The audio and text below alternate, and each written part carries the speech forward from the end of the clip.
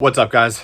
I have been working on the car a lot over the last couple days and nights, and I'm getting it ready to go to the dyno on Friday, and I'm hyped to bring you guys that video sometime next week.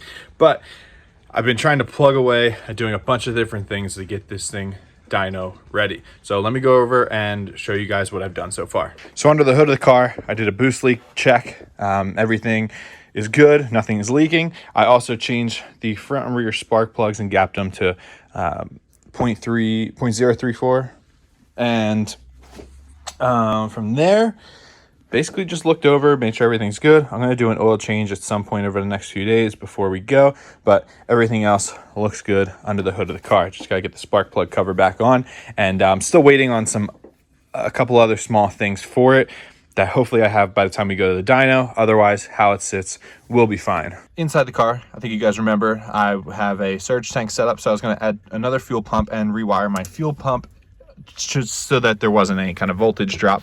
So I made this little panel, has a 4-gauge feed into two 10-gauge outs to each individual fuel pump now, and I just have this one here, just this line here from the switch to trigger the relays, just so that I can test it and see if it works. So the fuel line or the relays click on, and I kind of got carried away the other night, and I ended up redoing the whole system. So before, if you remember, down where that paper towel is, used to be the pre-filter and the pump, single pump setup, and it goes into the -6 feed line to the engine. Well, I ended up using basically all the lines that I already had made, because when I redo the tubery, the fuel cell is going to sit lower, so I'm going to have to build some new lines. So I was able to make it work with what I have so far. So basically I have coming out of the tank into the pre-filter into the lift pump, and this lift pump feeds the surge tank, which has another pump that then feeds the engine. Return wise, engine return comes into the surge tank, and when the surge tank overflows, it has a return that'll go from here to the original return on the cell. Now I'm just waiting for, Stoneback ordered me a fitting from Vibrant to get the return line on here, but in the meantime I'm going to try and trigger these on and see if it works. Basically what I'm going to do is run the lift pump first. I'll unplug the other pump and fill the surge tank up with fuel, and then once the surge tank fills up with fuel, I can run this pump and then see if we have some circulation. But I'm going to try and not let it spill out of this vent to come back into the tank. So first test from the lift pump.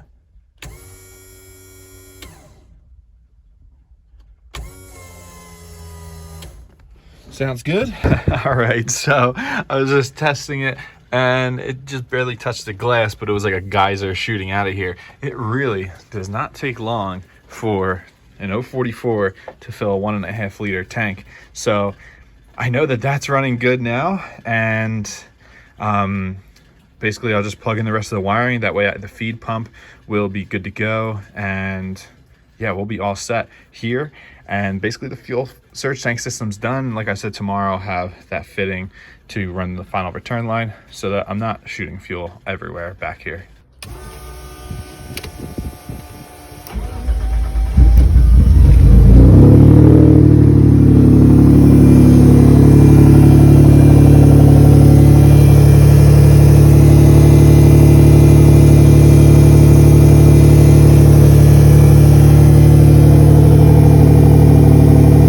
Now, the only other issue I'm facing is a oil leak from my front turbo.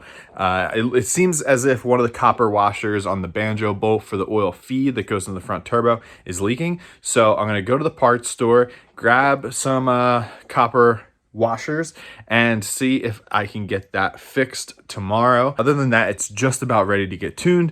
I ordered a Mac valve, a TurboSmart Mac valve, to have Hans wire in and basically control boost on the car, but I don't think it's going to be here in time for when we get it tuned, so I might just have to get it tuned on the manual boost controller. I then also ran a wire from my AEM wideband to where pin 55 is. I pinned it and have it set to go to pin 55 on my Chrome ECU. So right before we get on the dyno, we'll plug that pin into the connector, and the ECU will then start seeing the 0 to 5 volt wideband signal. Hans can get that all scaled up on the ECU, and I'll be able to have a wideband reading going into my ECU for logging and tuning and all that. So things are coming together here. I'm really happy with how everything is turning out. I still need to finish the wrap. As you can see, my hood isn't done. I still need to finish the hood vent. That's over there. I did the insides purple. And then I also need to finish the side skirt on the driver's side and my front bumper. But right now, getting this thing tuned is top on the priority list, and I can always finish the wrap up once this thing is tuned and ready to go. So guys, it's the following day, and I'm pulling in to the city of Easton. I have a tailgater behind me, if you can see there. The 3000's on the trailer, and I'm bringing it up to Hans a couple days early because we're supposed to get a snowstorm tomorrow.